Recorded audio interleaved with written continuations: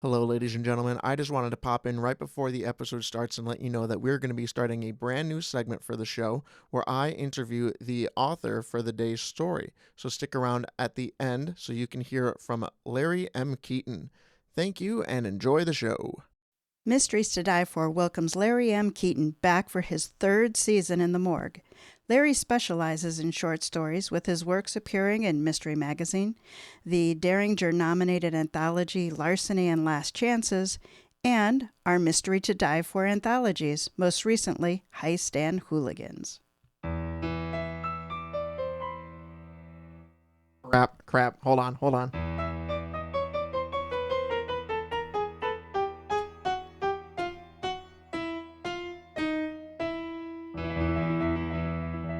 I got it. You can go now. Welcome to Mysteries to Die For. Yeah. I am TG Wolff, and I'm here with Jack, who did not warm his fingers up. Hey. He's my piano player and producer. This is a podcast where we combine storytelling with totally original music to put you at the heart of a mystery. All stories are structured to challenge you to beat the detective to the solution. Jack and I perform these live, front to back, no breaks, no fakes, no retakes. Yeah, I would have liked a retake, I think. In the world's most dangerous working environments, it can seem like everything is out to kill you. The equipment you use, the materials you work with, the very air you breathe. Stored energy is a coiled viper waiting for the right moment to lash out. Owners, manufacturers, contractors, and beyond have developed safety protocols to combat sticky. That is, stuff that can kill you. Gravity, motion, mechanical, electrical, pressure, sound, radiation, biological, chemical, temperature.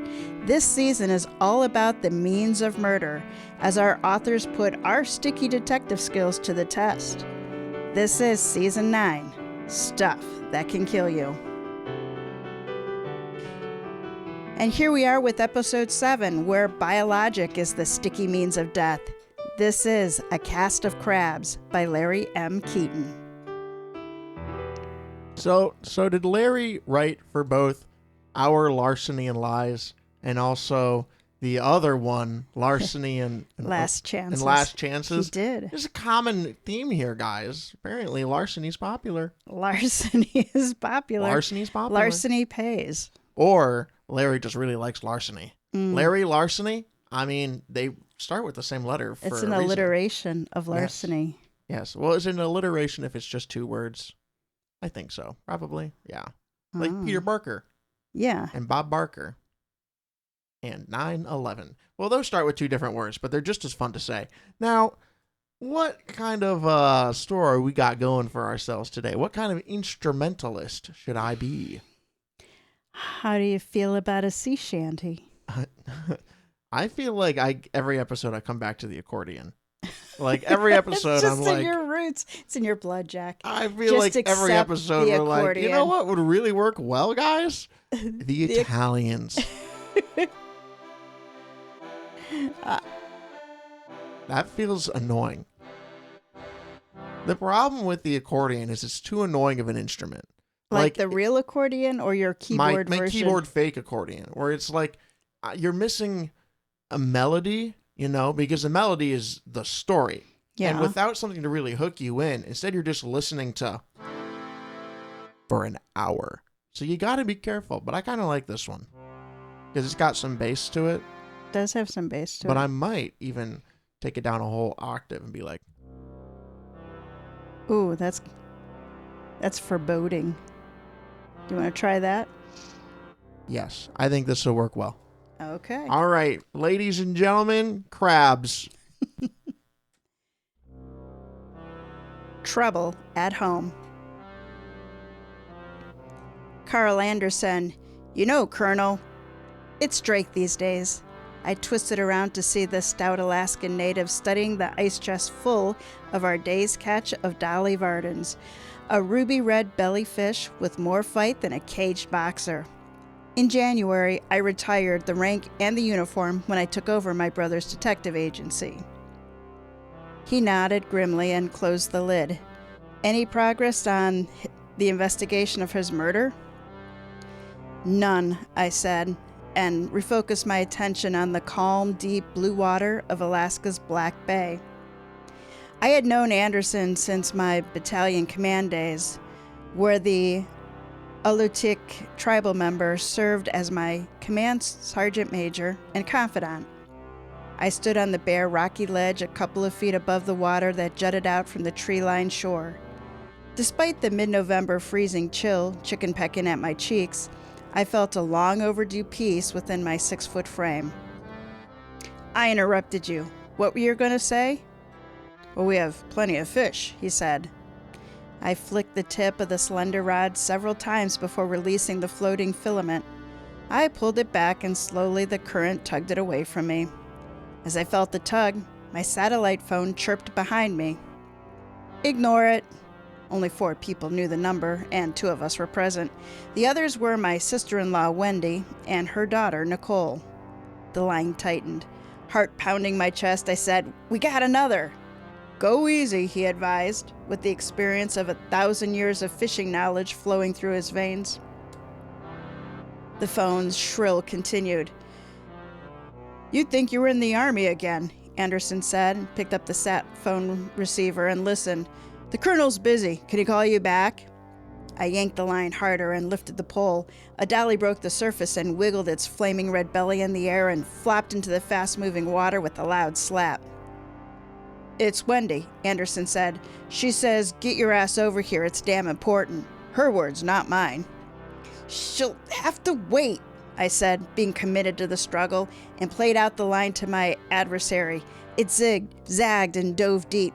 Fighting, always fighting. Slack. Cautiously, I reeled. The dolly rocketed skyward. Amid-air, another wild flip, the dipping sun reflecting off its body. Controlled excitement surged through me, mentally keeping alert as I tuned out the conversation Anderson was having with Wendy. I yanked hard. The fish nosedived. Water droplets exploded skyward and the ripples sped outward. My line went limper than a politician's handshake. Next time, I thought. One can't fault a fish for surviving. Anderson shouted, "Wendy's getting as agitated as a bull moose in rutting season." "Hold on." Rod secured, I trudged up the steep bank, wondering what the hell she wanted now. "Who's Cassandra?" he asked with a shit-eating grin. Warmth crawled up my neck as I grabbed the receiver. "I'm on vacation." "The bank has called in my business loan," Wendy shot back. "If I don't pay it within 30 days, they're going to start foreclosure action." "Shit," I said. "How much is it?" A quiver in her voice. 31,000. Not to worry. I had plenty in my investments, so paying wasn't the issue.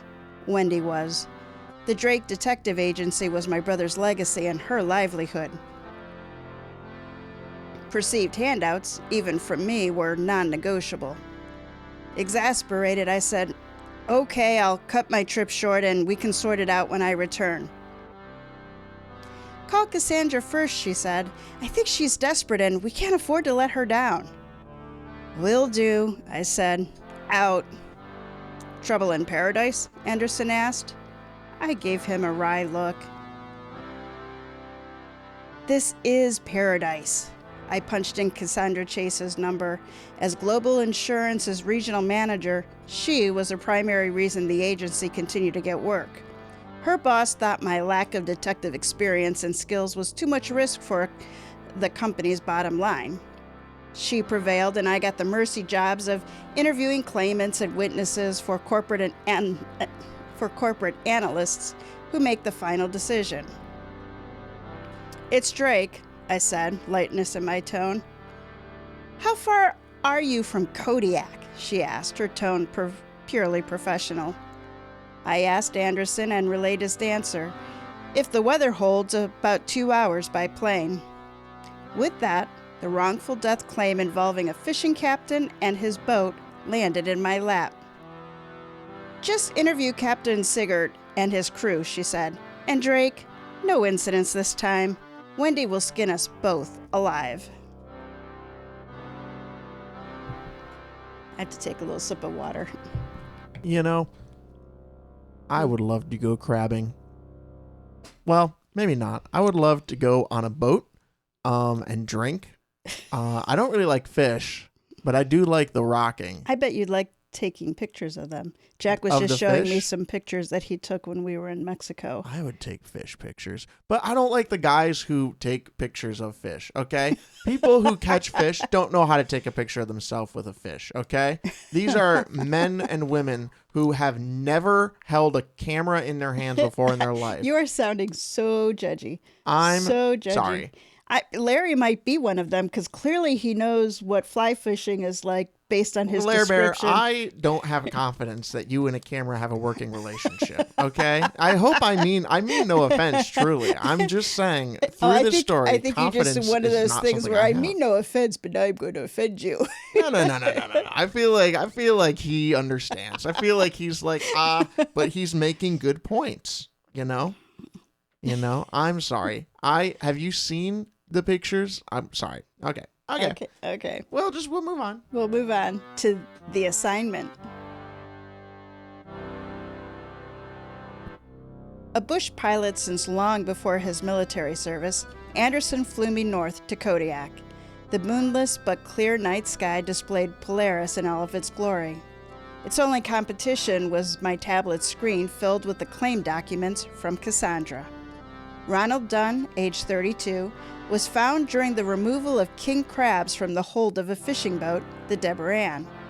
Transported to the state medical examiner to determine cause of death. Other than a skull fracture, which could have happened when he fell, the bony state of the remains, and virtually no tissue, coupled with crew witness statements, the ruling was accidental. Clearly, the crabs had feasted on him on their own on the way to his demise. The Kodiak Police Department investigated and concurred with the ME. Only the Coast Guard hadn't weighed in. Dunne's death fell under the jurisdiction of federal law, which allows claimants and their relatives to seek restitution. Fortunately for me, Cassandra had summarized the law's two vital questions the claims adjusters would decide. Was Captain Sigurd negligent, and was his vessel seaworthy? "We're here," Anderson said as he gently touched down the plane. I closed the tablet. "Thanks for the tip."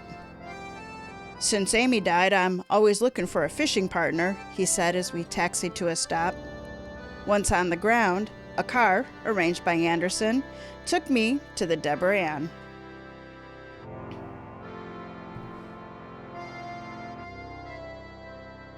Shanghaied? It was near midnight when I stepped onto the floating dock where the moored Debra Anne engine pierced the still frigid night. Water sloshed over the metal grated pier, and the overhead lamp's hazy yellow light created more shadows than illumination on the boat's deck. The vessel's stern-looking castle tower, tall, protected by metal cages that stopped beneath the brightly lit window. A man glanced at me and picked up a handset. A moment later, a bright light blinded me. My hand shot up to shade my vision. "You just gonna stand there freezing your ass off?" A hoarse, squawking male called out before he stepped from the shadows of stacked metal cages. He wore a yellow slicker with brown spots akin to an overripe banana.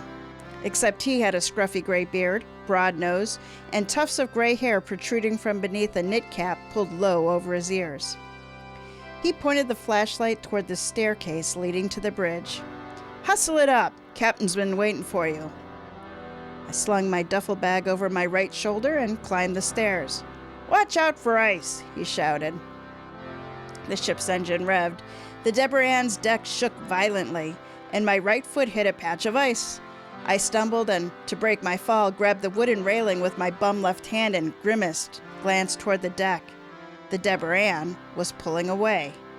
"What the hell?" I mumbled. From below, the old man sang, "What do you do with the greenhorn, crabber?" to a sea shanty tune, Drunken Sailor. I immediately thought, scuttle his ass on an icy ladder.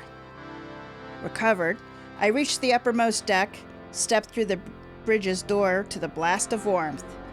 "Captain Sigurd, I'm Drake."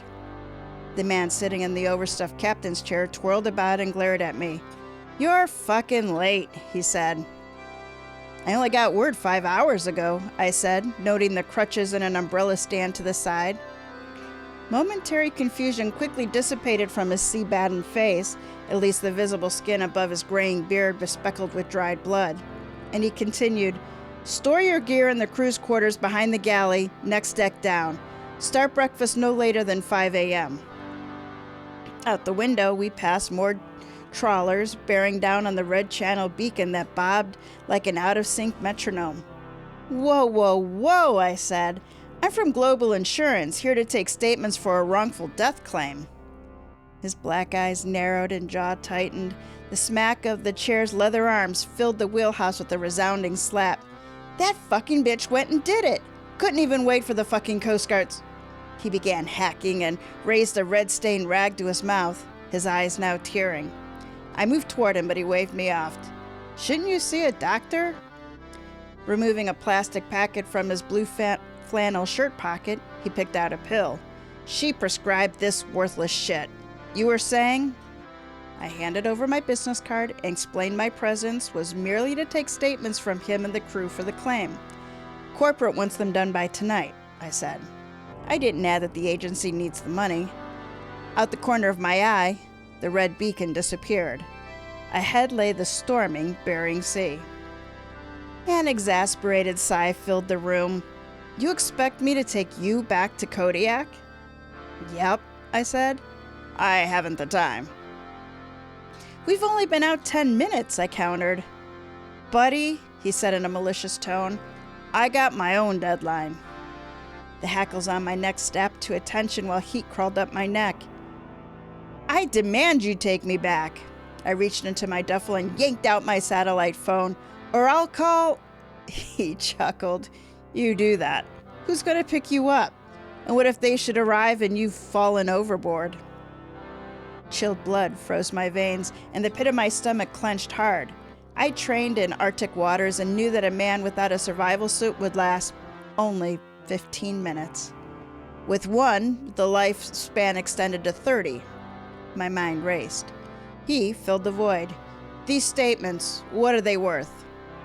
$2,400, I said, plus expenses. "Right now, I'm shy a crew member of the 4 needed for the boat. Can you cook?" I grunted. "Yeah, but..." He raised a hand. "You can join us as a cook and a deckhand, or figure out your way back to shore. And just so you know, you'll receive a percentage of the catch after expenses." Which equates to? The last run cleared roughly 200 grand for salaries and bonuses. Your percentage would be about 6% higher than normal, but what the hell, I'm that kind of skipper. Believe in taking care of family. He leaned toward me, including my crew. "How long were you out?" I asked. "On that run? About 10 days, he said. $12,000 for 10 days at sea. Sigurd turned and pulled the throttle back, increasing the speed. Over his shoulder, he asked, "Well, the money would make a dent in Wendy's loan issue, and I'd supplement it from my investment account." "That she wouldn't know," I said. "How do you like your eggs, Captain?"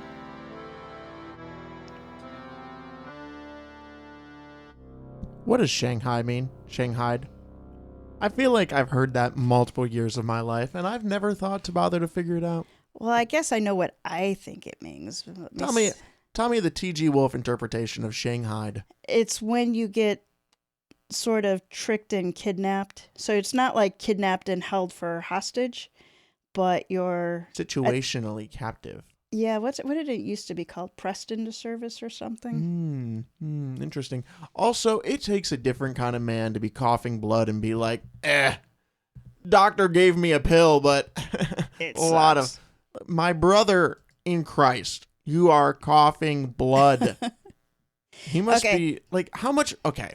To be Shanghaied means to be kidnapped or tricked into forced service.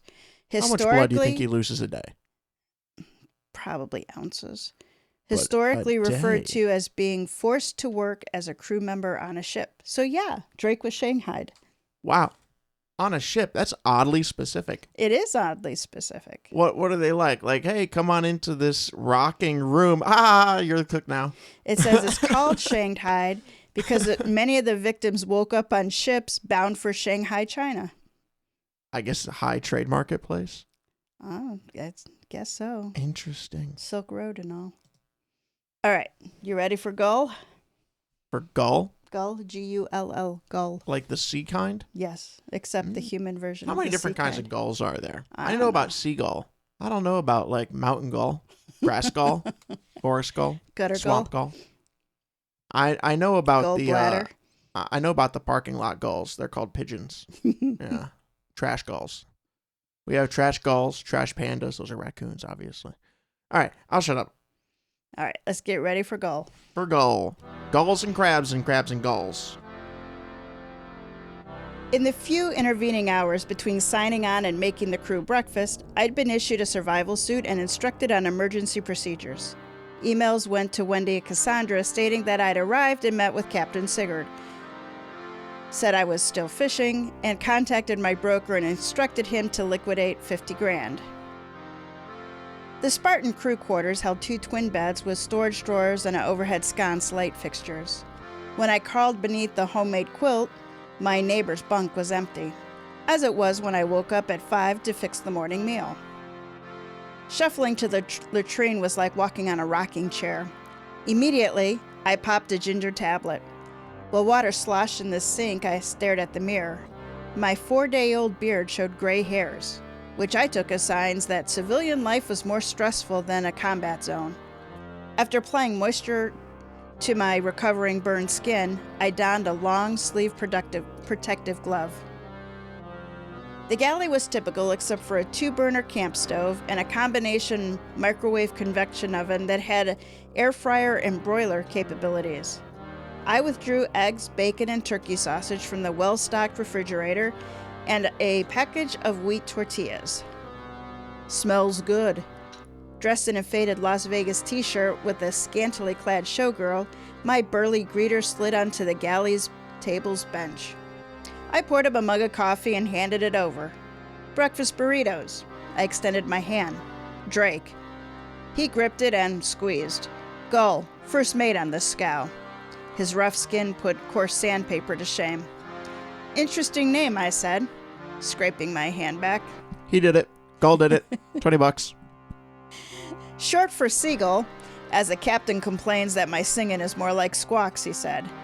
What do you expect from a man with tinnitus? I don't know, Jack. What do we expect from a man with tinnitus? You can expect quite a lot of squawking and a lot of, what? A lot of that. Jack has tinnitus. Huh? What? Me? A lot of that. Go for it. Maybe he was a drummer in another life. Maybe. I played lounges all over the country, every one of them packed. Maybe you heard of me. He belted out, "What do you do with the shanty singer?" I handed him a couple bacon burritos. Sorry, have you worked for Captain Sigurd long? Nah, I have 20 years, he said. I'm the adopted uncle. Bacon juice dripped onto his beard as he bit into the tortilla. Finished in 3 bites, his eyes lit up appreciatively. Definitely beats Lep O's shit. Coffee cup in hand, I leaned against the makeshift counter of the sink. Lep O? That's spelled L-E-P, then capital O. Gull's expression soured. Dunne, the asshole who went and fell into the hold. Wasn't surprised, him being an air-breathing disaster. I frowned, which spurred more explanation. Being short, Gull said, earned him the name. He definitely proved that leprechauns weren't like the cartoons. God must have wanted to warn people to steer clear, giving him his spiky red hairdo. He started on the second burrito. Between bites, he stated the man brewed more trouble than a Bering Sea gale. After he popped the last bit of burrito in his mouth, he said, "Worst damn black sheep nephew-in-law I ever had." After wiping his hands on his slicker, he eyed me. "Captain says you're from the insurance company. Something about a claim?" Setting my coffee down, I said, "Only here to take statements." I already told the Coasties. Coast Guard? I asked for clarification. Yeah, they have my statement. Use it. And I'll take a burrito for my coffee break. I pulled another pan out and began to pass it over and pulled it back. My bosses prefer your testimony. Besides, if I don't deliver, I don't get paid. He eyed the burrito and tapped his tummy. You really know how to hit the old gut, Drake. And your statement? After dinner, he said, grabbing the burrito. Do you have any without bacon? I can make some. Why? Well, you'll be working with Hammer today.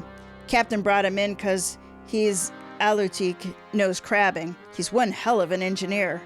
At sea, he's our fixer when something goes haywire, meaning he can't be laid up due to his bacon allergy, which Lep O conveniently forgot.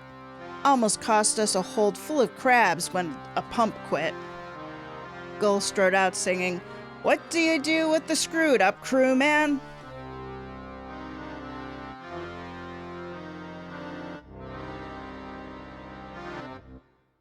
Hammer's discovery. Suited in a yellow work slicker, gloves, and a knit cap, and armed with 2 foil-wrapped plain burritos, I stepped onto the main deck, and a stiff sea breeze hit me with the force of a jet's blast. Though the sun remained asleep, the main deck's floodlight divulged the Bering Sea's forbidding swells, and the vessel rocked like two youngsters trying to buck each other off a teeter-totter. I popped a couple of ginger tablets as a slender, black-bearded man I figured was Hammer approached. You're pretty old to be grinding the bait, he said, extending a soiled-gloved hand. Hope you can handle it. There's nothing like a young bull testing the old fart to keep me challenged. Later in my Army career, a 60-year-old General Patton type clued me in to act. Actions are remembered. Courage is self-confidence personified. And he grinned when he said, Tenacity warns the clueless bastards not to screw with you. So ignoring Hammer's jab, I handed him foiled burritos, stated the meat was turkey sausage, and asked if Hammer was a nickname. Before he could answer, a wave slammed into the vessel's starboard side. My knee buckled and my left arm slammed into the metal cage. The nerve screamed in protest. Above me, metal scraped on metal. Hammer rushed toward me and pulled me away from the cages. Okay? Concern filled his voice. Using his shoulder for support, I stood. Yeah. While the boat failed to find its balance, I took a deep breath and waited for my stomach's reaction. It didn't. I'm supposed to grind bait? He tapped the bottom cage. These crab pots can kill you. Keep an eye on them while we're on deck. They shift. Next, he pointed out 3 large steel square shapes that lined the middle of the deck. This is where we store the male crabs. Seawater is continuously pumped through the holds until they're offloaded at the processor ship. I leaned down to examine the gallon pot-sized hard rubber cap that covered the center of each hold. Which one was Dunne found in? You're standing on it, he said. He removed the cap. Care to look inside? As I suspected, unless they were an infant, no human could slip through the opening. I peered down into the darkness and heard the sea sloshing back and forth against the sides. How deep is this? 10 feet, he said, replacing the cover. He pointed to a nearby metal trolley with a 3-foot chute running from the surface. That's the sorting cart. Shove the 5-inch or larger males down the chute, throw the females and juveniles back into the sea. How do you tell the difference? I asked. He grinned. They're bellies. Males have a triangular shape, kind of like a big prick. The females are round. Think of a pregnant woman. I chuckled and stood. How long have you worked for Sigurd? It's in my 2nd year, he said. You knew Dunne? His expression grew dark, in more ways than one. Meaning? Before this, I was a cop. If there was a bar fight, chances were good he'd be involved. He lifted the slicker jacket and revealed a thin scar running below his belly button. It's the reason I don't chase crooks anymore. I nodded and raised my gloved hand and forearm, and why I don't fly in burning helicopters. Brothers in pain, he said. We moved to the ship's bow. Tall and flaring outward, Debra Anne served several functions. It deflected the Bering Sea's mountainous waves, thus protecting the crew working on deck. The wider area helped her ride smoothly as it slashed its way through the sea and allowed for storage. Hammer tapped a high-waist machine bolted to the deck, the grinder, and the catch buckets underneath. I peered through the opening. A slight shudder raced down my spine. A multi-blade cylinder stared back, challenging me to stick my paws inside. Do you consider the Debra Anne safe? Are you asking because of this claim or fear for your life? Before I answered, he said, short answer, I wouldn't be standing here now if I didn't. Look, working on a crabbing boat is like crossing a busy street. You gotta expect the unexpected. He opened a door and flipped on the light. On the right, stacked supply box. To the left, a large metal door. Opening it, he said, bait freezer. He hefted out a frozen cardboard box and passed it to me. 50 pounds of herring. He grabbed another and we returned to the grinder. I opened my box to find an icy block of smelly fish. Hammer pulled off the lid and said, son of a bitch! Gently, he lifted an oval face about 14 inches tall. Payulik, the food bringer. I always suspected Lep O was selling stolen native artifacts. The wood was pale, with a leather band running across the forehead. The aged blue paint circled each of the two small black eyes, and the mask lacked a nose. An inverted black triangle followed the faceless curve down to the chin. Inside its red-lined lips frowned. Gotta take this to the wheelhouse. In the meanwhile, start chipping bait and throwing it into the grinder. I won't lie. I really thought the face he was about to pull off was Lep O's face. I was fully expecting Hannibal Lecter moment.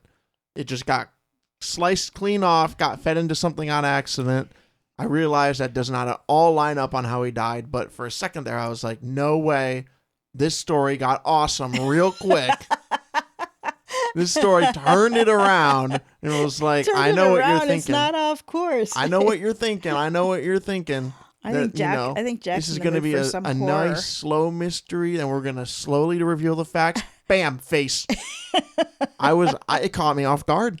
I was shocked. Now you're going to have to constantly remind yourself that it was not a human face, but a... Oh, believe me, I was listening and I was like, wooden. Oh.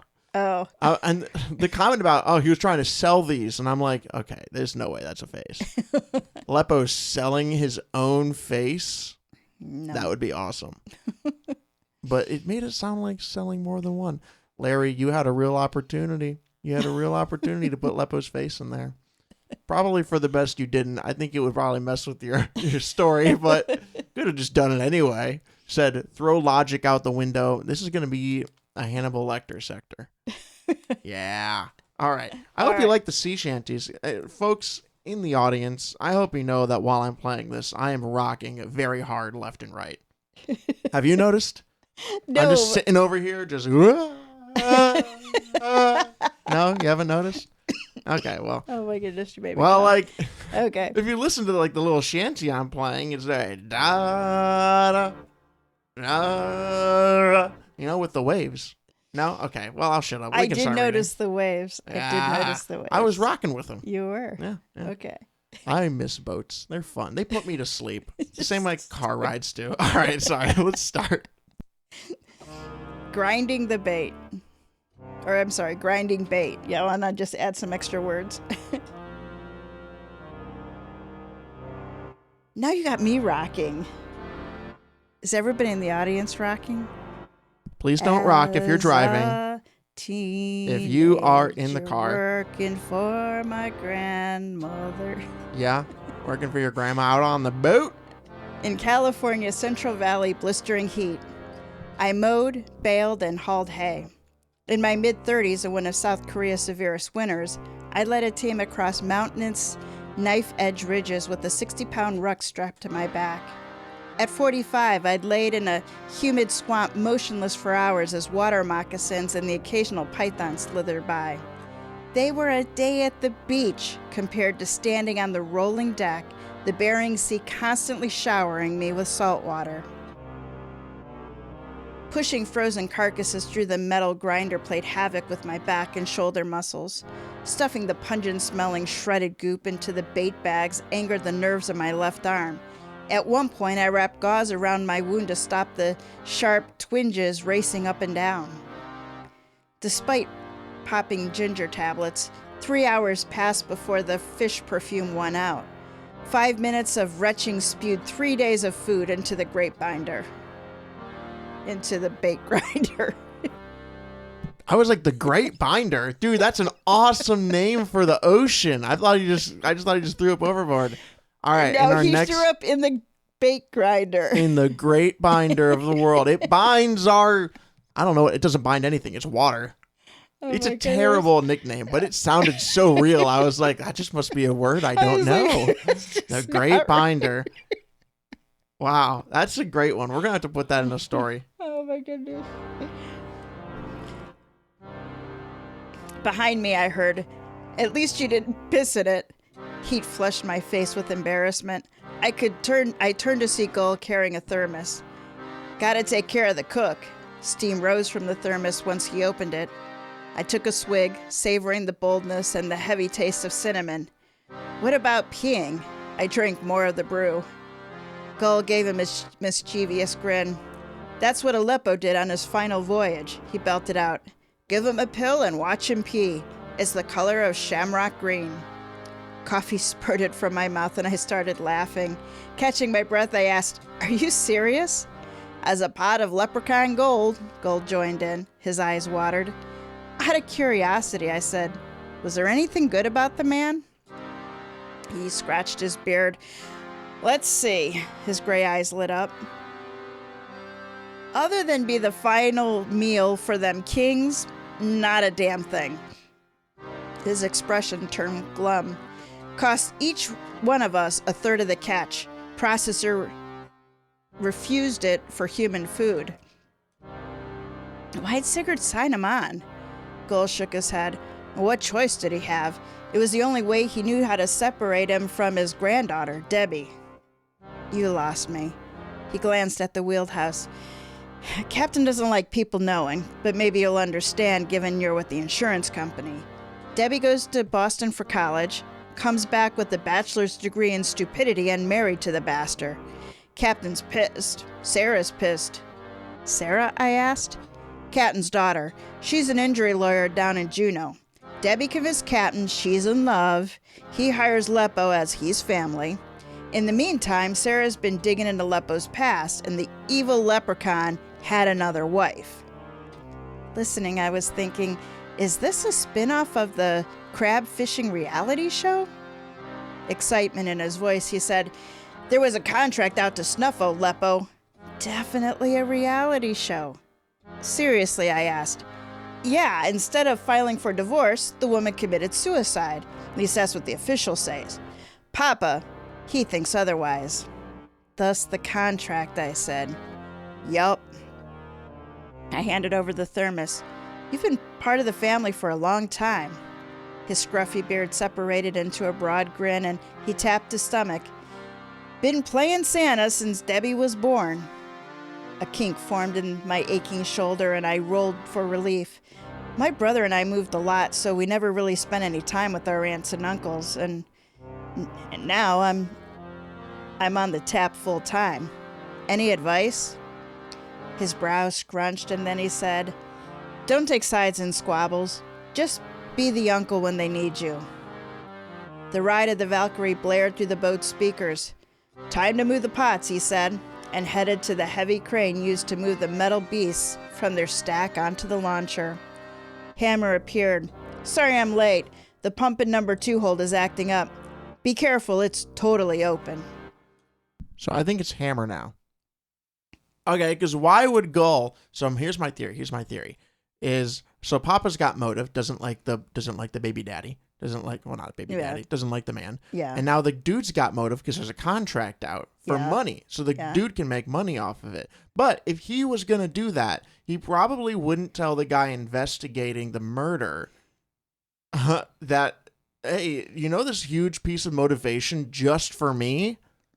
Yeah, I think it's me. So I don't think it's either of those two, and it's just 3 suspects, right? There's just 3 of them on board. Captain Sigurd, Now, we Gull, don't know a and lot Hammer. about Hammer. We don't know a lot about Hammer. And truth be told, we know don't know. he's an ex-cop. He's an ex-cop, so he We would know how he's to an do it. engineer. He's a smart guy who fixes things. But the biggest thing to me is he's young. So he could have a connection with, was it Debbie? Dottie? The granddaughter is Debbie. Debbie. He could have a connection with Debbie. We have a couple more chapters before we get to the deliberation. I'm sad because I lost $20. I was so confident in Gull. Granted, we don't know yet. Who knows? Maybe I'll make some money off of my imaginary bet with nobody. We'll see. Launching crab pots. Hammer walked me through the operation. Gull would lift the pot off the stack and set it on the launcher. He'd open it and remove the 2 buoys and the line. Then 2 bait bags were hooked on near an opening large enough for the king crab to enter. With the door closed and secured, the hydraulic platform would lift outward toward the sea. The pot slid down and sank, its long line attached to the rope strung between 2 buoys. He concluded with, "Any questions?" "Understood," I said. "One more thing," he said, "and I can't emphasize this enough. Keep your eyes on the pot while it's on the launcher." I nodded. The first pot lowered. It was ready to go within a minute. Hammer moved to the launcher's control and signaled Sigurd in the wheelhouse. "Drop it," came his command. Beethoven's Fifth Symphony blared through the boat's speakers. There was no talking or joking, only work. We dropped about 40 pots when I stepped forward and said, "Mind if I try?" Hammer gave me a surprised look and stepped back. "Go for it." Following his example, I opened the door, yanked out the buoys and the line, inserted the bait bags. Finished, I stepped far back. Hammer sent the pot overboard. Wind whipped and howled and mingled with my soaked slicker. My aging body was too cold to shiver. Time was measured in pots launched and the numbness consuming my body. To take my mind off the work, I pressed Hammer for more information. Gull said someone wanted Lep O dead. I heard the same thing, he said, and sent the pot into the rolling dark waters. The music stopped and Sigurd screamed, 40-footer! Over the wind, I heard the next pot angling toward the launcher. A swell hit the boat from the port side. Out of the corner of my eye, I saw Hammer tumble to the control panel. Something slugged my left shoulder. I lost my footing and tumbled to the deck. My lungs exploded. Oomph! Above me, a crab pot swayed wildly back and forth, the wind carrying the sound of grinding gears. Snap! My eyes widened at the realization that 750 pounds of rebar plunged toward me. Whether it was my military combat muscle kicking in or my survival instinct, something pushed my internal courage button. I flipped over onto my stomach, my legs and elbows rapidly low-crawled toward the stern. My heart pounded, pumping maximum adrenaline through my veins. I smacked into the sorting cart on the right, hugging the deck, kept moving, scrambling, safe haven just inches away. A final push. Next, darkness blinds me. I am free-falling into hold number 2. Above me, the thunderous crunch of metal bounced off the darkness like continuously ricocheting bullet. I hit the water and sank, dazed. At that moment, Wendy's painful expression materialized. Her fist pounded on my chest as she screamed, "I am not burying another Drake!" Something grabbed my right shoulder and pulled me up. I sucked freezing air into my lungs, leaned over, my hands on my knees below the water. I took deep breaths. Then I peered to my right. Hammer.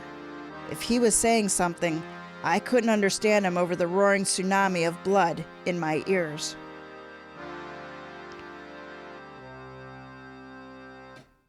Hammer did that. It was a murder attempt. You don't think it was the 40-foot wave that just crashed down onto him? Oh, I feel like I keep missing sentences. Maybe it's because I'm too busy swaying with the groove. There was a footer? 40. 40-footer. 40-footer. You did say that. I was thinking like 40 foot of rope. Weird. No. Weird to mention that. 40 It was foot referring to a wave. Was it obvious that it was referring to a wave? Huh. Was it obvious it was Or did it just say 40-footer with no context? Because I'm not paying the most attention, guys. Well, I'm probably paying more attention.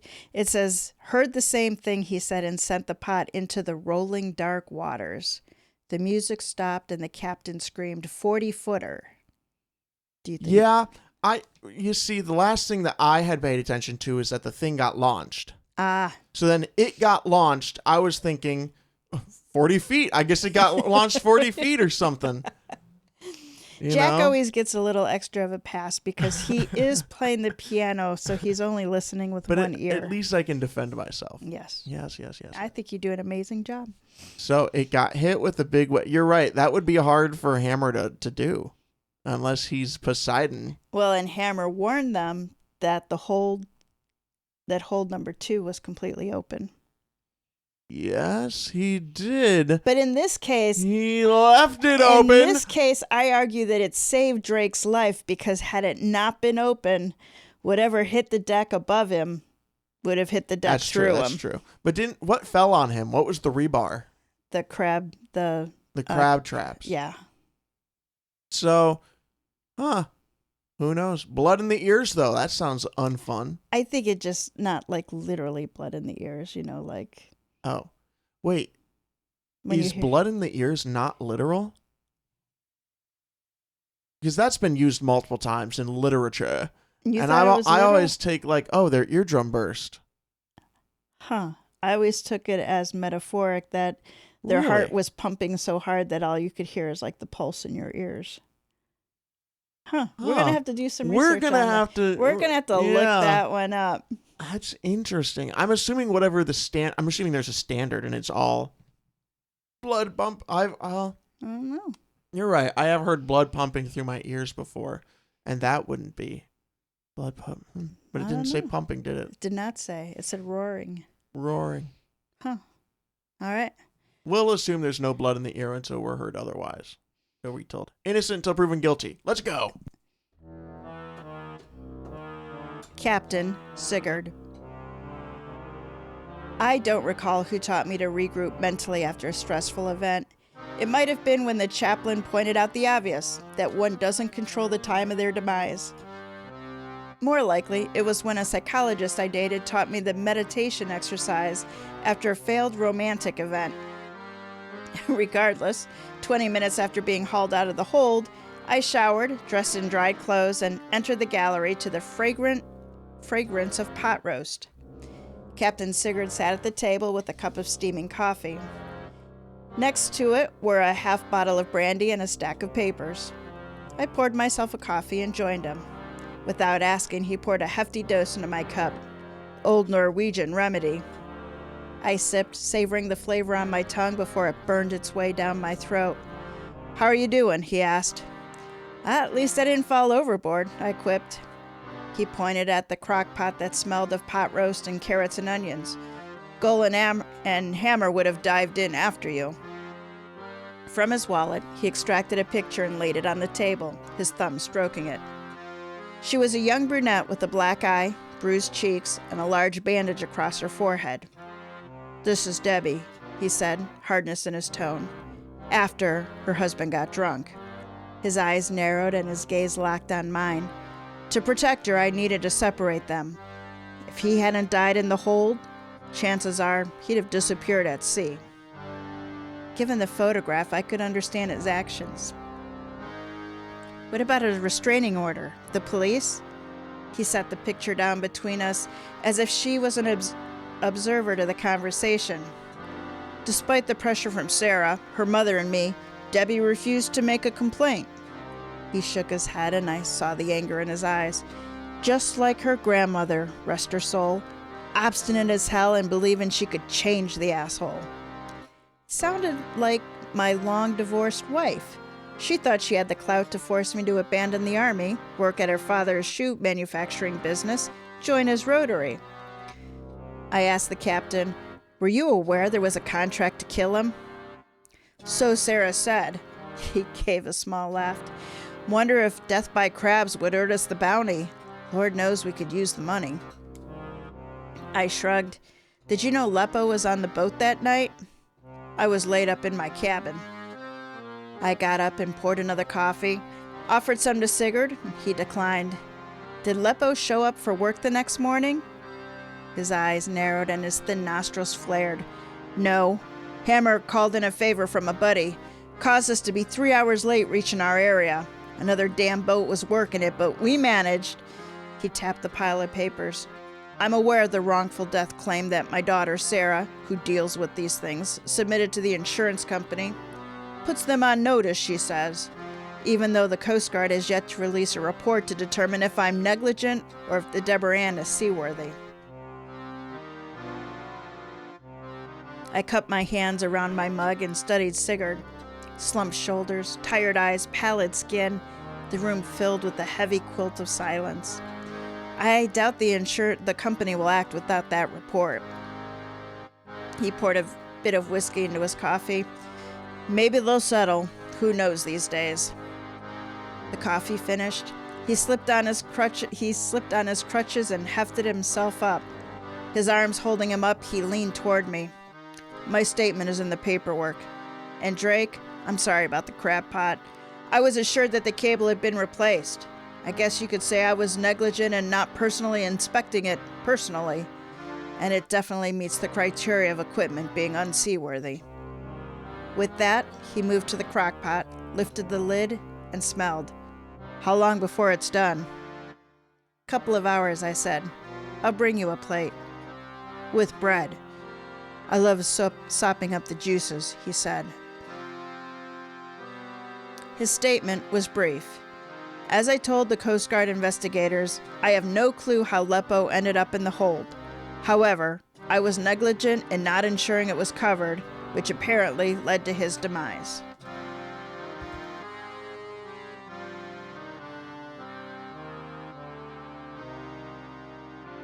Gull and Hammer return. Gull and Hammer strolled into the galley. While Gull poured himself a coffee, Hammer retrieved 2 clean plates from the sink and lifted the crock-pot lid. Sitting at the table, I said, "It's not ready." Hammer grabbed a large kitchen knife and fork. "I'm famished." He began cutting. "Gull?" he asked. "Double heaping," the man said as he sat across from me. "You scared the shit out of me. I thought I'd be stuck making tuna sandwiches." Over his shoulder, Hammer added, "Without relish in toasted bread, I'd rather eat kelp." "Least I try," Gull said. To me, he continued, "Seriously, you okay?" It seemed cliché to say not my first rodeo, so I said, "I'm fine." Hammer finished dishing up the plates and handed one to Gull. "Never seen a man your age scamper like a deer escaping a wolf. I gotta admit, I'm seriously consider buying whatever pills you're taking." Gull cut a piece of meat and shoved it into his mouth, closed his eyes, and moaned. "Well, Hammer," I said, "if you hadn't jumped into the tank..." He stabbed the knife into a hunk of meat on his dish. "This makes up for it." Then he looked at Gull. "What happened?" Gull's cheeks reddened and his posture went rigid. "I couldn't get the crane to work. Then that wave struck. The next thing I see is the pot weaving and waving before the cable snapped." He turned to me. "I swear, it was an accident." With the room's tensions rising, I raised my hand, palm out. "Accidents happen. In all the rodeos I've worked, shit happens." "You were a bull rider?" Hammer asked. I smiled, more like a clown. "I've met plenty of clowns," Gull said. "Stepped out with a few of the female variety." He pointed his fork at me. "Greenhorn crabber? Most assuredly. Clown? Not in this lifetime." We laughed at the observation. "Joking aside, I need your statement to send to the insurance company." "Something," Hammer interjected, "about a claim?" Gull set his fork and knife down. "Use the one I gave to the Coasties." "Gull," I said, "trust me, the insurance company will get it. But if I don't deliver, I won't get paid. And right now..." I stopped as I heard my voice rising to a shrill. I took a deep breath and exhaled. "Calm again," I said. "My boss, who is my widowed sister-in-law, faces foreclosure on her home." His expression changed as if a ton of family guilt struck him deep. His face tilted toward the table. Barely above a whisper, he says, "Family helps family." His eyes locked on mine. "How much does she need? What about a GoFundMe effort? I've contributed to a few." His implication took me back. "Thanks," I said, but she refuses handouts. "But I've other questions I need answered for my report." Wait. Gull does GoFundMe? He contributes to GoFundMe. I can't get a read on this man. Who? Okay. It's not Just that because he's a crusty sailor doesn't mean he doesn't have a heart of gold. No, but I didn't think he was on the internet. Okay. That's fair. Like, this man, he is an enigma. I had to look over and be like, did Hammer say that? Because I could see Hammer saying that. Gull said that. Larry. But Well, you're right. I think it's Gull because there's no actual... I'm pretty sure it's Gull. Yeah, because it's Gull. I'm pretty sure it's Gull. I find that so funny. Just the thought of this crusty old guy. He gets on land with his... Well, I guess he does come into... I have seen a lot of things where like people will go on these fishing expeditions, come back, have like $4,000, and then go blow it all on weird stuff. They'll give it away, they'll drink, And so there's like that culture of when people come back, you kind of swarm them because they have money. And also then there's the mentality of you go and you get back with the money and you spend the money, On GoFundMes. Yeah, apparently. I mean, it's not a bad way to spend it, I suppose, but I guess that depends on the GoFundMe. I'm sorry. Okay. That caught me so off guard. All right, my bad. We'll keep going. "Fire away," Hammer said. I asked, "When was the last time you saw Lep O?" Hammer answered first. "The night before we left. He was in the bar across the street. It was late as I replaced the bearings that operate the big crane." "Yeah," Gull said. "It wouldn't shift right or left, and the steel covers needed a set over the crab holds, plus there were a few pots left to stack." I asked, "Why were they open?" Gull answered, "Lep O had finished prepping them for the new catch. Captain called me to the bridge, and I saw the pipsqueak leaving." "What time was that?" He rubbed his beard. "Sun had been down a few hours, after 8 or so." Hammer said, "I finished about 8:30 and headed for the bar. Inside, Lep O was hitting on a waitress. She ignored him until he grabbed her." He stopped, debating whether to continue. "Go on," I said. "Wait." He left the room. Gull rose and went to the refrigerator, pulled out a carton of ice cream, offered me some. I declined. Hammer returned and slapped down a $50 bill in front of me. "I'm hiring you." "What?" I asked. Then I remembered if he was my client, we had established a confidential relationship like lawyers and priests. I could see the pleading in his eyes. I put the bill in my pocket. With that, Hammer nodded and continued. "When I saw him take her arm and she tried to break away, my cop training took over. I rushed him, placed my arm around his neck in a chokehold. She fell to the ground. It took every rational fiber within me not to strangle him. Someone tapped my shoulder and I released the bastard. He whipped around, yanked his knife from his sheath, and glared at me. Well, I pulled mine, ready to fight. Then he staggered out onto the street. I would have followed him, but the waitress hugged me." "Gull?" I asked. I finished stacking pots and then replaced the hold covers about then.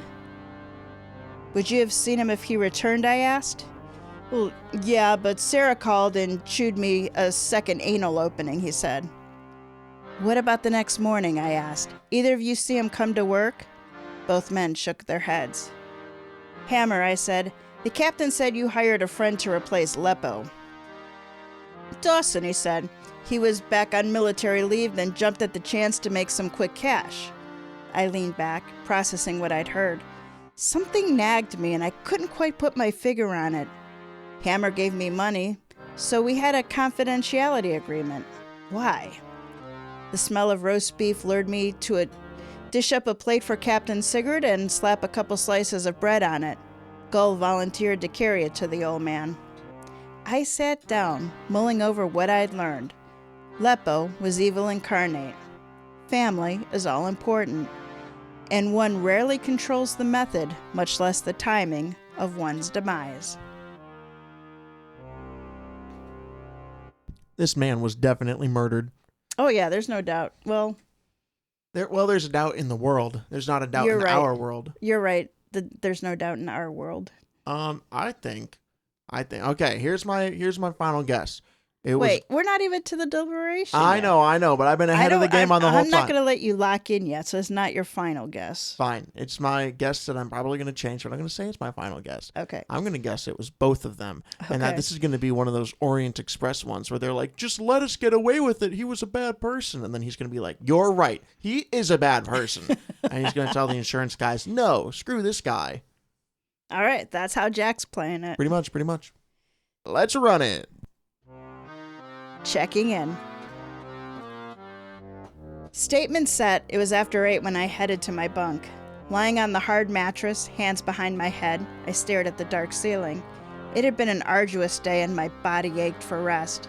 My mind kept whirling through the events of my first day. I'd come for statements and remained as crew.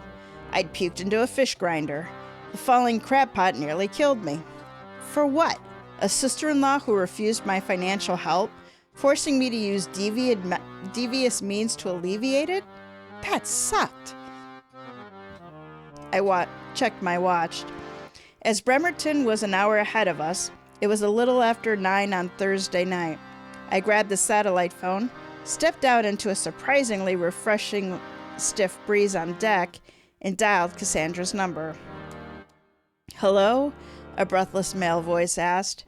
I recognized her teenage son's voice. "Ethan, this is Drake. Is your mom home?" No, she's out on a date. Can I take a message?"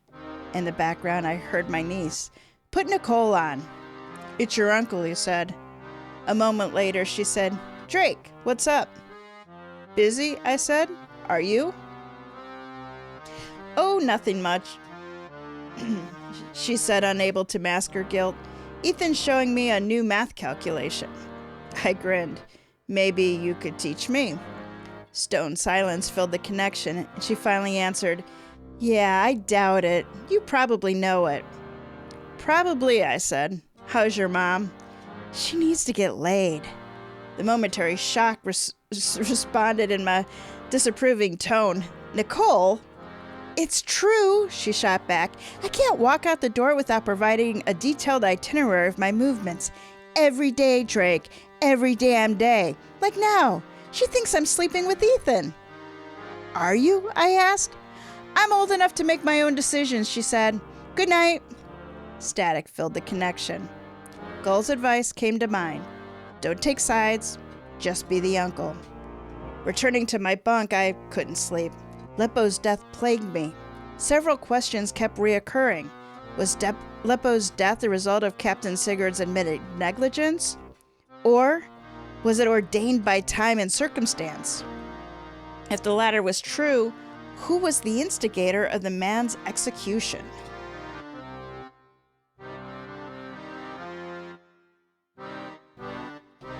All right, Jack. It was everyone. We have reached the deliberation. Oh, this is a real Agatha Christie, I tell you. Okay. Drake is up to his gills in this one. You like that one? You like that one? I do like it. I do. No one on board and few on. No, I don't. No? They're crabs. What gills do they have? But they were still on the sea. No, wait, what do crabs breathe out of? I have no idea. I don't know the anatomy of a crab. I've barely even eaten one, much less studied their lung capacity. I'm so sorry. No one on board and few on land liked Ronald Lep O Dunne. Drake needs our help to determine if Lep O died accidentally, which we all unanimously vote against. No. Or if on purpose, and who helped him along. Everyone. So here are the men on the Debra Anne in the order we met them. We have Captain Sigurd, who is the crab boat owner and operator. And the financier of the whole operation? Yes, he is. That's what it means by owner. Oh, okay. I meant financier of the murder. Oh. I apologize. Gull, the first mate and friend for over 20 years. Yes, who is like an uncle to the abused granddaughter. And Hammer, The engineer, who is also Native American and a former cop. And who doesn't like the man? None of them liked the man. Yeah, but I can't remember what specific connection he had, if any. It was the stolen native artifact that was found in the frozen bait freezer. Okay, I might have missed this part even more than I did originally. It's So- a frozen Native American artifact. Well, I mean, it's probably frozen, but Okay. it's a wooden mask, I not didn't a mean to say human frozen. mask. And it was found in the freezer where the crab bait was So kept. he's stealing Native American artifacts and reselling them? And yes, selling them. I mean, and that's why Hammer was pissed at Lep O. He said, I knew he was stealing. Yeah, interesting. Okay. Here's what Drake knows.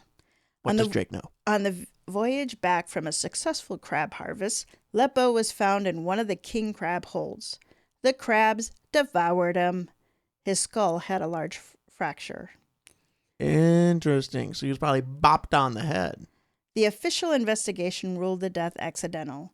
Under federal jurisdiction, the victim's family can sue, which Sarah, Captain Sigurd's daughter, did.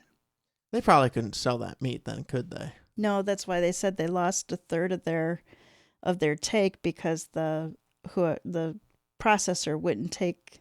Oh, I thought they lost a third of their take because he pissed in one of the pots. No, because he fell in and got eaten. So all the crabs were fat on human flesh. Oh, so remember the thing where he was like he peed in one of the chum things, and then Oh yeah. And then I thought the reaction to that was, yeah, he ruined this entire thing on a part of human consumption. But you're right. I think it got ruined because he fell. Yeah, that would make a lot more sense than piss. Yeah. I feel like piss isn't a big enough deal. They're like, we can boil off piss. Captain Sigurd's granddaughter, Sarah's daughter, Debbie, married Lep O while away at college. She did it. Lep O, she's not on the boat. Lep O assaulted Debbie, but she refused to press charges. Ah, interesting. Captain Sigurd hired the man to separate him from his granddaughter. Sigurd admitted that if Lep O hadn't died in the hold, he would have thrown him overboard. I'm going to write a story where you don't know that there's magic in it until the deliberation. That's awesome. We come back and we're like, woo, he was possessed. Captain Sigurd acknowledged negligence in his statement to Drake, saying that the hold was open, so he accepted responsibility. Yes, but that feels sketchy to me. Gull is the crane operator who handles moving the pots and placing the steel covers over the crab holds. The last time he saw Lep O, the man was crossing the street. It feels like they were kind of set up to be trying to kill the main character. What's his name again? Lep O? No, the main character. Oh, Drake? Drake. Whenever you say Drake, I just imagine Stellan Skarsgård from like Sentimental Value. No, just me? Okay. Just you. He's not even like Alaskan. He's Norwegian, but I've just imagined him the whole time in this role. Gull claims the title of Debbie's adopted uncle. He thought little of his nephew-in-law. Indeed. Hammer, a Native American, has been with Sigurd for 2 years since quitting law enforcement. As the engineer, he's responsible for the boat's seaworthiness. Wait, Drake's his last name. What's his first name? I don't think we've ever had a first name for Drake. Really? Because I remember every time I hear Drake, I'm like, that's not his real name. That's his last name. It's his last name. I know him by his first name, but I don't actually. No. Sorry. Keep going. I keep interrupting you. As engineer, Hammer's responsible for the boat's seaworthiness. The last time he saw Lep O, he was inside the bar accosting a waitress. Accosting. What a great word. I think good linguistics. Hammer had suspected Lep O was stealing native art. This was confirmed when he found a headpiece, otherwise known as a face, in a box marked as frozen bait. How do you suspect a man? Like, I feel like it's one of those things that you know or you don't know. You're not like, you see that guy over there? He seems like the kind of guy to steal Native American artifacts and sell them. Sigurd claims he was in his cabin. Don't ignore me. At the time Lep O went into the hold. Don't ignore my tangents. These are legitimate thoughts I have. Lep O had been cleaning the hold in which he died. It was still open when he went ashore to the nearby bar. He hit on and then assaulted a waitress. Hammer had arrived at that point and intervened, putting Lep O in a chokehold. A knife fight nearly broke out. Lep O nearly... left the bar and didn't show up for work the next morning. So, Because he's dead. was Lep O's death a not-so-sad accident? Or Correct. who definitely did the on-purpose part? I think it was all of them. Okay. You're going for the Orient Express solution. Yeah. Okay. If it isn't all of them, it has to just be Gull. Because what? It was just him and Lep O on the boat at the time of his death, right? Captain said he was up in his cabin. So Captain was on the boat. Yeah. Hammer was not. Okay. If it's 3 people, it's all of them. If it's 2 people, it excludes Sigurd, but only because he wasn't there. I think he's still an accomplice in that he asked the others to do it in some form. They all don't like the guy, but it seems like he has the least amount of opportunity to actually be the one to physically commit it. He was there. He was there, obviously, but... I want to know how a guy gets around on a ship in the Bering Sea on crutches. Who? The captain. Captain's on crutches? Yeah. Well, the man's also coughing blood and taking and not blood. even taking the pill. Yeah. You know, I'm on the pill. Have you seen those commercials? No. He's not on the pill. No, I have He not. is not protected from HIV. Okay. He's not, guys. He's coughing blood. Clearly, he's not. Okay. Sorry. I'm not. All right. I'm not trying to suggest the captain has HIV. I'm just saying he doesn't take the pill. Okay, let's go. A sinking ship. Early the next morning, Cassandra sent me a text acknowledging that she received the scanned copies of the statements. She wondered why Sigurd had admitted negligence knowing that his premiums would skyrocket. The text ended with the statement that she authorized a payment of $2,600. I reread it. No mention of my call nor her being out on a date. Pure business. Well, oh man, I muttered to myself, with women, I'm nothing better than crab bait.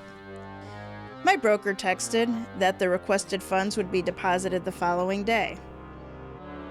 Business concluded, I settled into the routine of cook, bake grinder, cautious crab pot launcher and retriever, and sorter for the remainder of the trip. And most blessed of all, my need for ginger pills or shots of brandy after near-death experiences stopped. The only negative was Wendy's nightly calls once she learned that I was working on a crab boat. Nicole was right. The woman needed a distraction that wasn't a pet. True to his word, Sigurd had taken the Debra Anne to the rich territory. In a matter of days, we'd managed to fill the 3 holds and set up an appointment with the processing ship. I watched as the holds were opened and a large net with 2 people holding on descended and began unloading. There's nothing like thousands of spiny red crab legs wiggling as they're lifting skyward. The process took a couple of hours, and by late afternoon, we pulled away. Sigurd called us into the galley, opened a bottle of brandy, and toasted. To a fine season. Time to go home. We cheered, had a second drink, and relaxed. How do we do, Captain? Gull asked. Sigurd pulled a slip of paper from his red-stained flannel shirt. Well, Sigurd started, they're paying $13.25 a pound this time, and we unloaded 127,000 pounds. I gave a low whistle. 1.6 million. That's before expenses, Gull interjected. He leaned over to Sigurd. About 80% of that, right? Captain Sigurd nodded and began hacking and coughing. He grabbed his red rag and brought it to his lips. Time for you to lay down, Captain. Gull moved around and helped him up. Hammer passed over his crutches, and the pair started toward the door. Sigurd stopped and patted my shoulder. You ain't bad for a greenhorn. To Hammer, he grinned. And of all the Aleuts I've sailed with, you're the best. Once gone, I poured myself another brandy and offered the bottle to Hammer. We took it and sat in silence. Someone grabbing my right shoulder snapped me awake. Gull stood over me. Get in your survival suit. I jumped out of bed and donned my suit in less than a minute. I stood and stubbled. The Debra Anne listed starboard. On deck, I phoned Gull and Hammer by the launcher. The howling wind and heavy rains battered us, and the stacked metal pots groaned as if trying to break away from their moorings. Glanced up at the wheelhouse. "Where's Sigurd?" I shouted. Excited Gull said, "Calling in a mayday. Number 2's hold's flooding. Captain's ordered abandoned ship." With the high-powered flashlight in hand, he shined it on the boat's covered life raft. It was 10 feet away and disappeared with each rising swell. "Hammer!" Gull shouted. "You lead the way. Drake will follow." Terror filled Hammer's dark eyes. He gripped the railing. When men freeze, Eric's experience taught me motion would break the trance. I shouted over the wind, "Follow me!" I climbed onto the launcher, stepped to the edge, said a quick prayer, and jumped out, feet first, away from the vessel. Totally submerged and weighed down by the survival suit, I kicked like hell. My head broke the surface and I sucked in frigid air. Treading water, I checked to find Hammer. The Debra Anne listed starboard. Stacked crab pots broke from the rigging, tumbled into the sea. Hammer stood frozen on the launcher. Gull moved to the control panel. The launcher tilted toward the sea. Hammer slipped. "Fuck," I said, and swam frantically toward the man before more pots smashed into the water. Reaching him, I clutched onto his survival suit and began dragging him toward the life raft. Halfway there, he began swimming. We reached the raft at the same time. I pushed him over into the inflated side and through the cover slit. We scrambled in, then reached for me and pulled me in. Breathless, I said, "Gull, Sigurd, where are they?" I stuck my head out of the slit and a wave smacked my face. When my eyes cleared, Gull was climbing over a pot toward the stairs and Captain Sigurd peered out the bridge window. I kept my gaze glued to the Debra Anne. Her lights went out. Scraping metal rode the wind. Thunderous splashes followed. In the night's blackness, waves stormed over the bulwarks. The sea became her grave, and I couldn't stop staring. An anchor weighed on my heart. But who knew who killed Lep O, and why Sigurd said he was negligent? Glumly, Hammer said, "She's gone." I nodded and settled against the raft's rubber side, knees drawn up. A small lit lamp revealed my small duffel, the satellite phone, food and water, and a couple sleeping bags, and a full bottle of brandy. "I don't understand," Hammer said. "The hold was empty. We didn't need to pump water." Inside the duffel, I found 2 manila envelopes, one addressed to me, the other to Sarah. The one to me was from Gull. He killed Lep O while stacking the crab pots that night. One struck the asshole and he fell into the hold. In verse he'd written, "What do you do with the bastard crabber? Serve him up as king crab feast."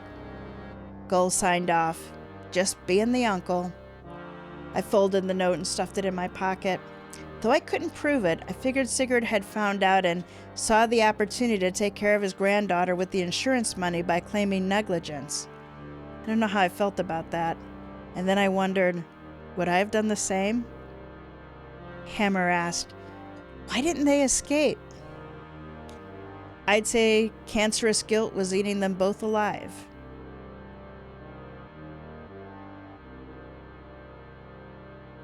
Just being an uncle. 48 hours of jostling and bobbing bearing sea swells in the survival raft with a dead satellite phone, rationing the brandy. Hammer and I bonded. A Coast Guard helicopter picked us up late afternoon. At Kodiak Station, we received medical clearance, a hot shower, dry clothes, and were released. I had called Anderson, who agreed to pick me up. Hammer's wife was waiting for him. After their tearful reunion, she squeezed me like a Kodiak grizzly and demanded I visit. Out of the corner of my eye, I spied Anderson rapidly approaching. Reaching me, he said, "Damn it, Colonel, what the hell were you thinking?" I grinned. "Command Sergeant Major, where the hell were you to advise me otherwise?" He slapped my back hard and nodded toward a building. Time to face the firing squad. "How many?" I asked, a sinking feeling in my gut. "3, he said, leading me to the door. After what I'd been through, a triple-barrel estrogen shotgun was worse than the crab pot falling on you. Before we reached the door, it opened. Wendy, Nicole, and Cassandra blasted out like a volcanic eruption. A fourth woman I didn't recognize followed. Nicole reached me first. She wrapped her arms around me, whimpering, I should have. I pulled away and smiled. Nicole, you were just being a drake.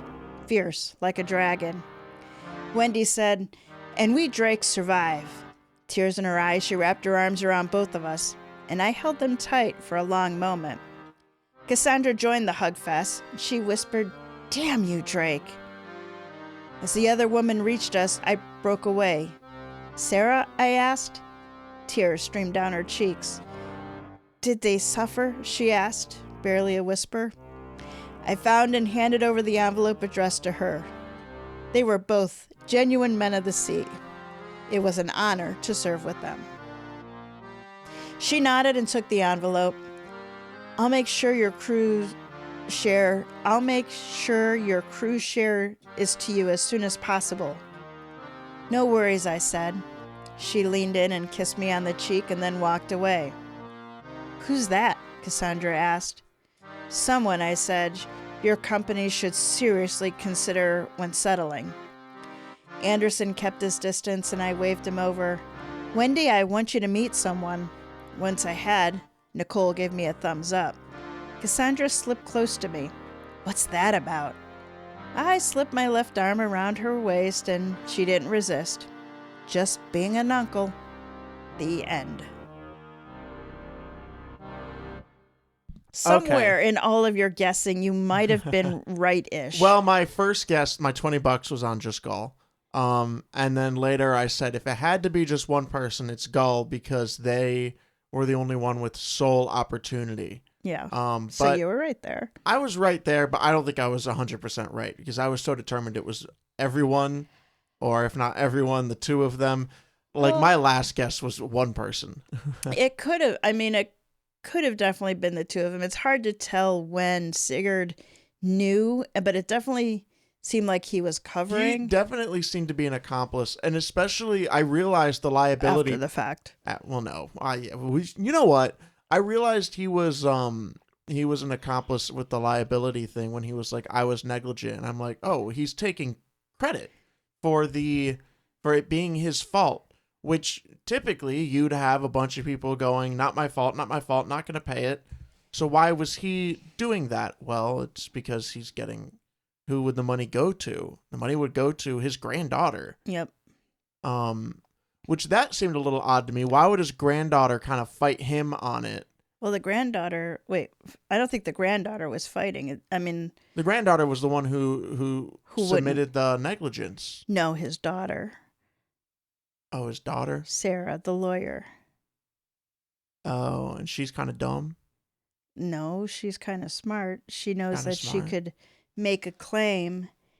It sounds like, I wonder if it was a little bit of, that doesn't make sense. I hope you know I'm staring at you in the reflection. I could see of the you window. in it. That's when I'm having my conversation. I talk right into the microphone and I look on the complete opposite direction of you. We happen to be recording at 10 o'clock at night, so the window in front of Jack is looking like a mirror right now. So the benefit there, I don't see the benefit of of submitting a claim. The insurance company would pay for the accident. Well, the wrongful death for life insurance. Yes. Oh, I take it all back then. So then, yes, but it had to be assured that there was no... That it was seaworthy. That it was an accidental death. But now that we know that it's not, she wasn't seaworthy, it wasn't accidental, well, we're still assuming it was accidental. Like, we're going to submit it that it's accidental. But I think the part that was on purpose was that Gull did not jump in to pull him out. So well, he whacked him. The crab pot didn't whack him? There was a fracture in his head.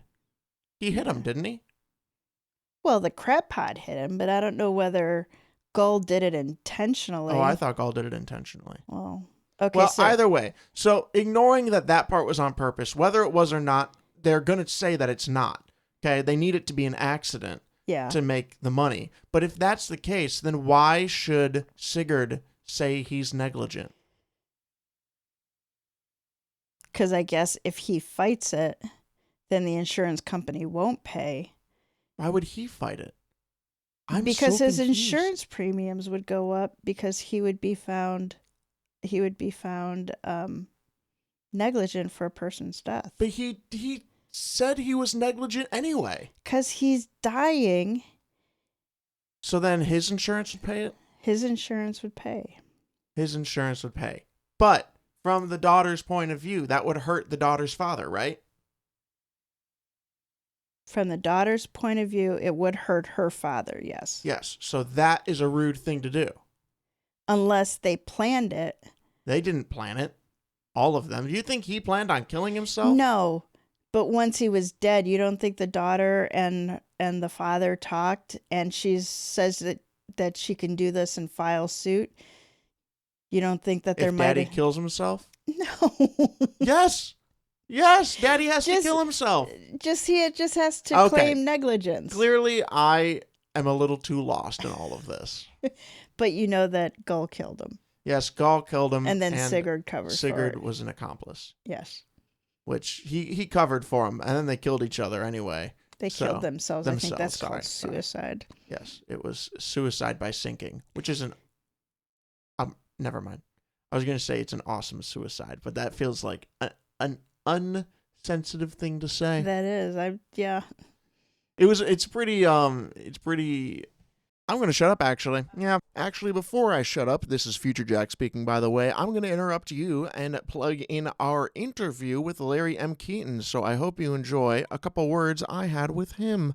Hello, and welcome Larry M. Keeton to our first installment of this new little segment in our podcast where we're going to interview the author of the story you just read, you just heard. So, ladies and gentlemen, welcome Larry M. Keeton. Larry, thank you for being our very first guest on this new segment. Oh, thank you. Glad to be here. So, starting right off, we just read A Cast of Crabs. So, in your story, you've written 4 very strong and value-set male characters. Now, when developing characters like these, what process do you go through to kind of figure out their characteristics, their motivations, and their personalities?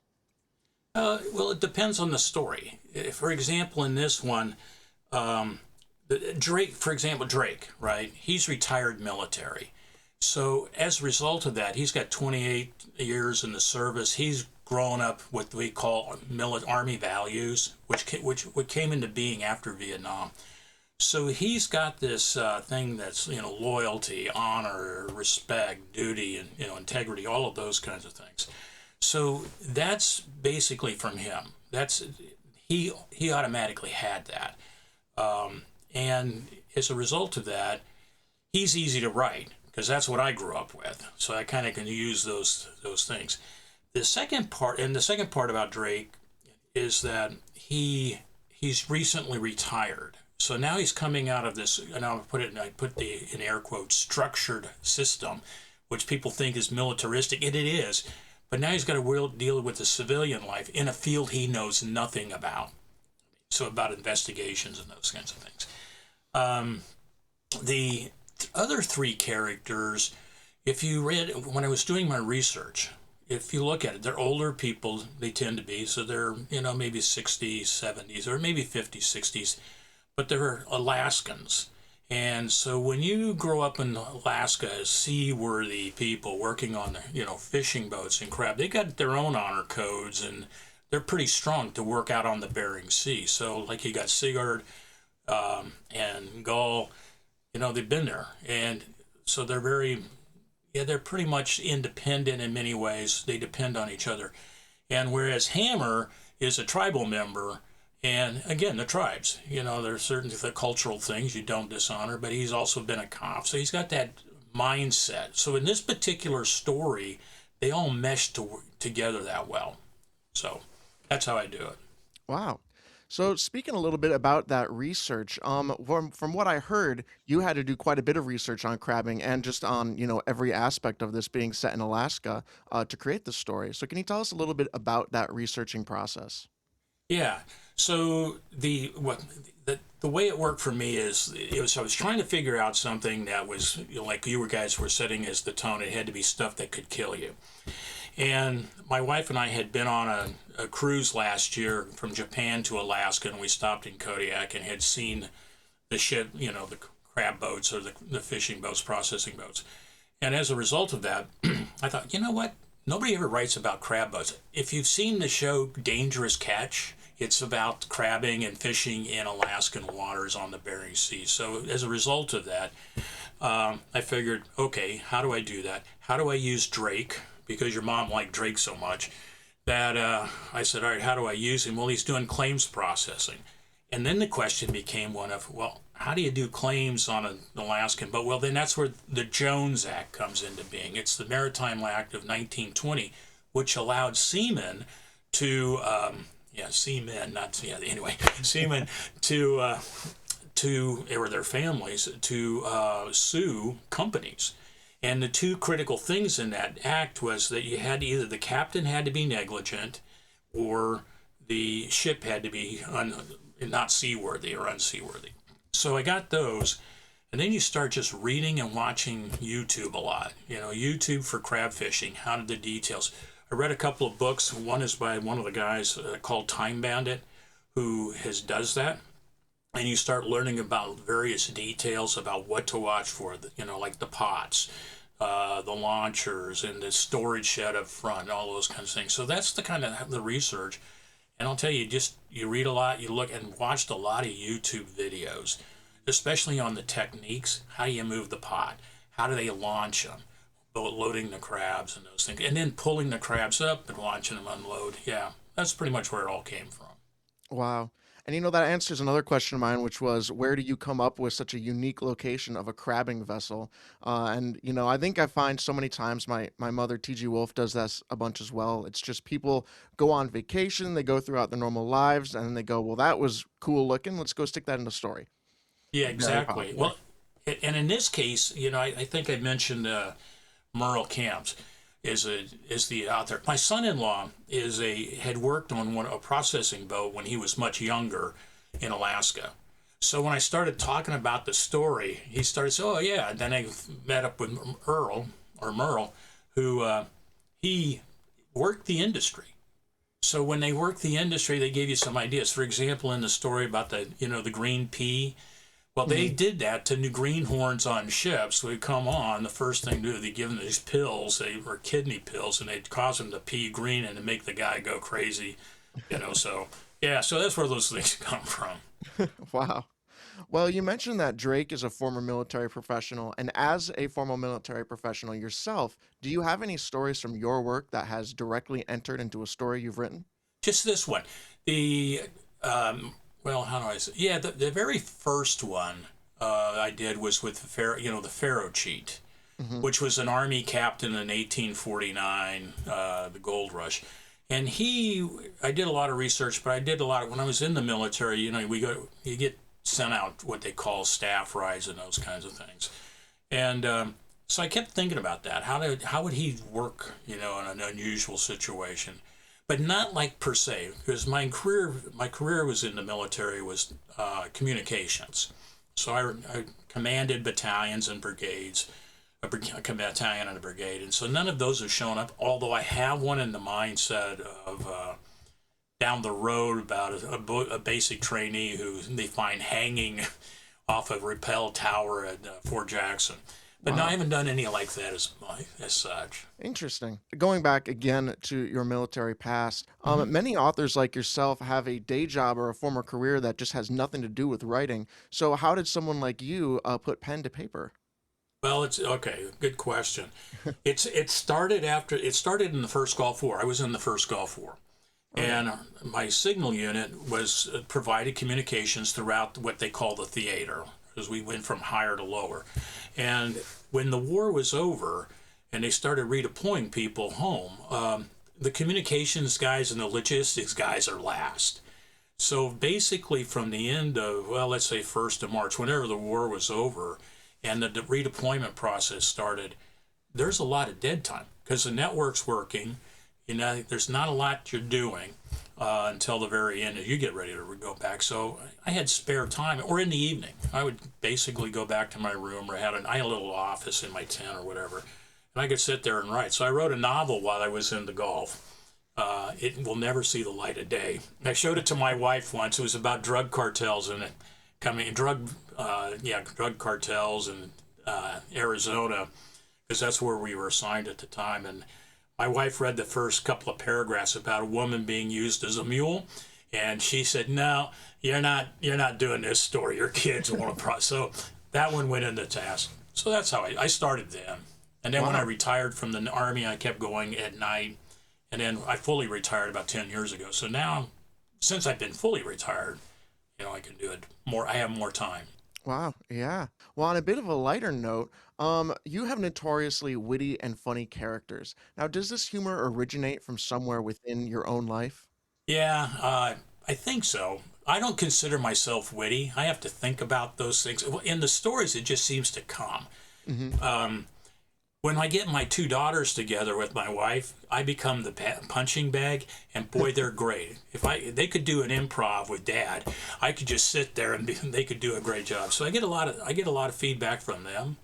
Yeah, I think that's pretty much where it is. But again, and I study humor. I've done classes with. I don't know if you're familiar with Scott Dickers. Yeah. So I've taken a couple of his classes. I've read his book on funny characters. So I try to find out how to do it. It's more, what's the comeback, Mm-hmm. and in the situations too. So I've studied it. So yeah, I'm not very good at it. I don't think I'm that great at it. But Oh, we think you are. I don't know. I laughed a couple times in that story. I don't know about Oh, you. good. Well, peeing in the bait, the bait grinder would make it happy. Yeah. Yeah. All right. Now we're going to end off on a nice funny one. So if there was any crime that you could commit and get away with, what would it be? Arson. That's my answer too. Yeah, that seriously, because arson is the one crime that rarely gets investigated unless somebody dies and seriously, unless somebody dies or you've done a lot of damage. My last job, I had the fire marshal of the county worked in my department. He worked for me, and so we talk about it. He said, I could start a fire and make it look like you did it. And then when you started doing the research for that one, because I did, there's millions of dollars every year that insurance companies just pay out. So if I figure, well, you know what, I need to do that, make quick cash. Of course, you got to be careful what you're burning up, because if it's your own house, then you got to go find a new one. So Yeah. We have two very different reasonings for arson. I just kind of like fire. I think it's like the most entertaining form of destruction there is, because it's totally just out of your control. true. But Unless you let it get into the land, then you got a real problem. You don't want to start it where the fire starts a forest fire. So yeah. Well, Larry, thank you so much for being our guinea pig for this first interview appreciate session. it. It was a lot of fun to have you on. And now, ladies and gentlemen, one last thing before we go. Larry, do you have any projects that you are currently working on that are going to be releasing soon? Yeah, we talked about that. So basically I'm working on another Drake story. This one is for a swoop and swat. It's staged accidents. Okay. This one's been a little tougher to work, because you got to get the details just right. And like I said, I have one for First Line about a guy that's going to be a server in Wolf Mountain, and for their First Line. Whether that story gets accepted or not, I don't know. So, Well, I wish you luck with that. thank you. I would love Thank to read you. it.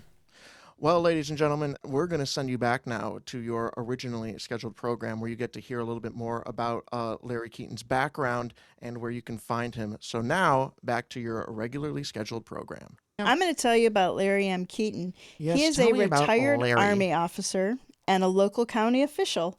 Larry Really? M. Keeton has plenty of unique characters and situations upon which to base his stories. 53 years of marriage to his watercolorist wife has provided him with ample lessons of dialogue better suited for the printed page. His works have appeared in Mystery Magazine and Seasons 7 and 8 of Mysteries to Die For and Season 9, and the 2024 Derringer-nominated anthology Larcenings and Last Chances. He thanks Merle Knapp, I hope, Merle, I said your name right, for his expertise in Alaskan fishing industry. His website, that's Larry's, not Merle's, is LarryKeetonWriter.com. That wraps up this episode of Mysteries to Die For. As rambly as it was, we hope you all enjoyed it. Support our show by subscribing, telling a mystery lover about us, and giving us a 5-star review. Check out our website, m2d4podcast.com, for links to this season's authors and all of their stories. Mysteries to Die For is hosted by TG Wolff and Jack Wolff.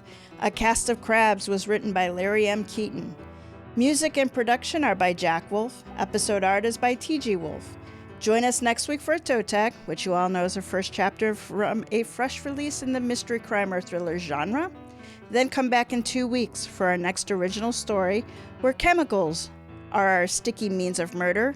It's Bedpan Alley by Ken Harris. Oh, Jack, you're going to like this one. All right, take us out.